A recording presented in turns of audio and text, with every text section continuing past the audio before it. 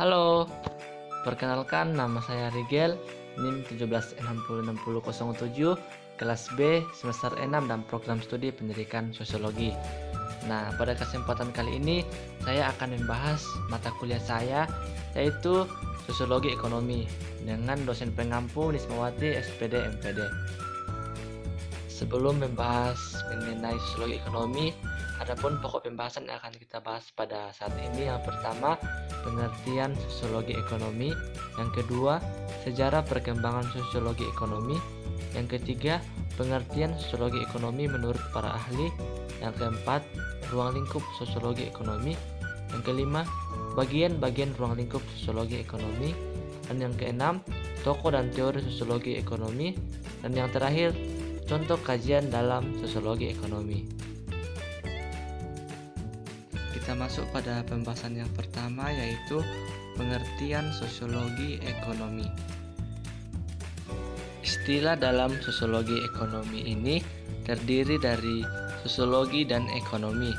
Sosiologi dimaknai sebagai kawan atau masyarakat, sedangkan untuk ekonomi adalah kegiatan yang dilakukan manusia untuk memenuhi kebutuhan hidupnya. Jadi, sosiologi ekonomi adalah cabang ilmu pengetahuan yang memberikan penjelasan secara tegas mengenai studi ekonomi dan fenomena sosial dalam masyarakat. Pokok pembahasan selanjutnya yaitu sejarah sosiologi ekonomi. Sejarah perkembangan sosiologi ekonomi menjadi suatu pengetahuan dimulai dari perkembangan yang ada dalam ekonomi klasik dan neoklasik, baik dalam kajian teori ekonomi tanpa adanya institutional framework. Pendapat mengenai sejarah sosiologi ekonomi ini sebagaimana yang diungkapkan oleh Schumpeter bahwa kesenjangan yang terjadi di antara ekonomi dan sosiologi sudah dilakukan oleh Adam Smith dalam karyanya dengan judul The Wealth of Nation. Selanjutnya, pengertian sosiologi ekonomi menurut para ahli. Pertama, Max Weber. Menurut Max Weber, sosiologi ekonomi adalah disiplin ilmu pengetahuan yang memfokuskan diri dalam tindakan ekonomi dalam ruang lingkup dimensi sosialnya, sehingga kajian yang dilakukan dalam studi ekonomi ini adalah hubungan manusia dengan kekuasaan. Yang kedua, menurut Richard Schwartzberg, definisi sosiologi ekonomi menurutnya adalah kajian yang perpaduan ilmu pengetahuan sosiologi dan ekonomi yang terjadi karena adanya perpaduan antara sosiologis dan ekonomis sebagai akibat tindakan manusia yang dilakukan dalam memenuhi kebutuhan hidupnya.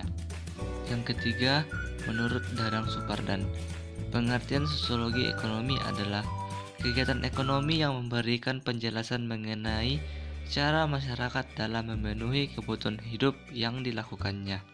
Dan yang terakhir, menurut Prof. Damsar, arti sosiologi ekonomi adalah studi ilmu pengetahuan yang dilakukan untuk mengkaji cara masyarakat baik secara individu atau kelompok dalam memenuhi kebutuhan hidupnya.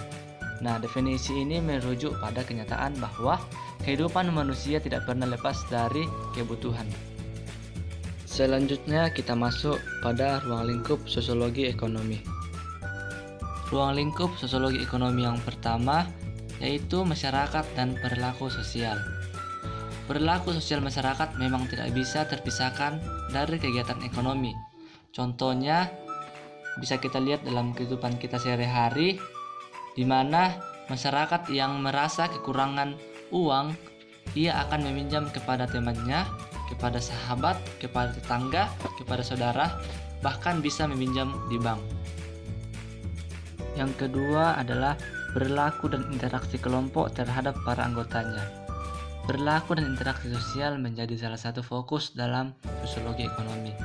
Dalam hal ini, kajian yang dilakukan melakukan pendekatan dengan teoritis hubungan masyarakat dengan tindakan yang dilakukan untuk memenuhi kebutuhan hidupnya.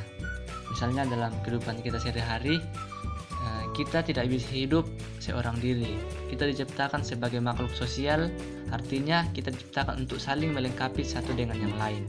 Nah, di dalam memenuhi kebutuhan hidupnya, misalnya di suatu perusahaan ekonomi, situ terdapat karyawan dan terdapat juga manajer. Nah, karyawan dan manajer itu saling bekerja sama satu sama lain, karena di mana tidak ada kerjasama di suatu perusahaan itu tidak akan tercapai suatu tujuan yang ada dalam perusahaan itu.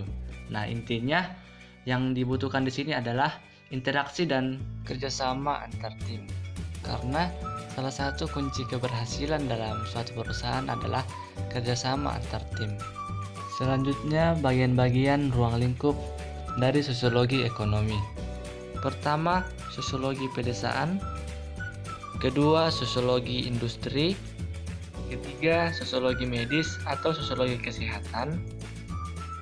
Keempat, sosiologi wanita atau sosiologi gender. Kelima, sosiologi perkotaan. Keenam, sosiologi militer. Ketujuh, sosiologi keluarga. Kedelapan, sosiologi pendidikan. Dan yang kesembilan, sosiologi sastra atau sosiologi seni. Selanjutnya, tokoh dan teori sosiologi ekonomi. Tokoh pertama yang mengembangkan ilmu sosiologi adalah Max Weber dengan pandangan dalam kelas sosial. Kelas sosial yang dikembangkan oleh Max Weber ini mengacu pada tindakan ekonomi atau ekonomi society. Teori yang dikembangkan oleh Max Weber dalam sosiologi ekonomi adalah pandangan mengenai etika Protestan. Dalam pengembangannya, ada semangat tersendiri bagi agama Protestan untuk hidup sukses di dunia karena akan bahagia setelah meninggal nanti, sehingga dalam hal ini Protestan akan memiliki semangat untuk mengendalikan ekonomi. Tokoh sosiologi ekonomi selanjutnya adalah Emil Durkheim dalam pandangannya mengenai pembagian kerja. Pembagian kerja ini terbentuk karena adanya peraturan yang dilihat dari sosiologi dan hubungan ekonomi yang ada dalam masyarakat. Teori yang diciptakan oleh Emil Durkheim ini mengenai pembagian kerja kemudian menciptakan kohesi dan solidaritas.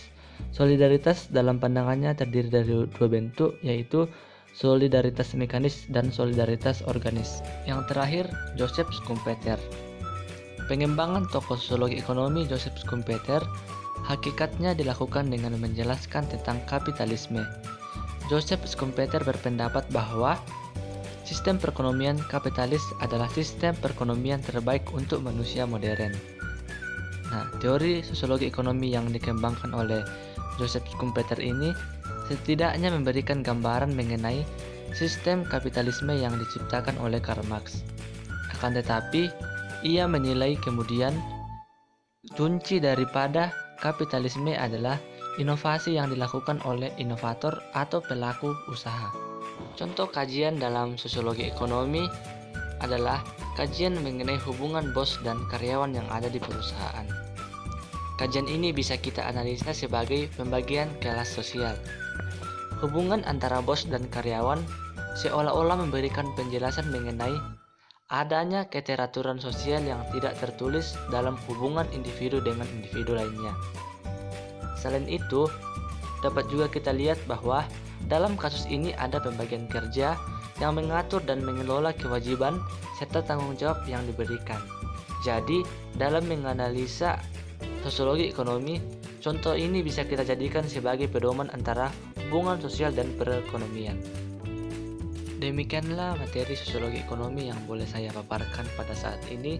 Semoga dapat bermanfaat bagi kita semua. Sekian dan terima kasih.